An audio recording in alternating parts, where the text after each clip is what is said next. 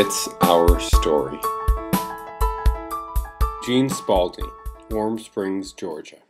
Well, I volunteer for a program called PARC, which is Prevention and Responsible Choices, and we deal with youthful offenders from 18 to 21 that have gotten speeding tickets and drunk driving violations and drug violations.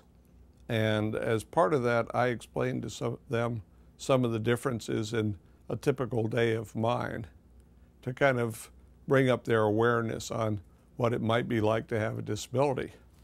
At the end of the program, they get to ask 2 questions, no holds barred. They can be on anything, and they want to know how much money you can make. They want to know what your sex life is like. They want to know if you've ever broken a law, being in a wheelchair, can you ever get into trouble? And of course, the answer to all of those is yes, you can.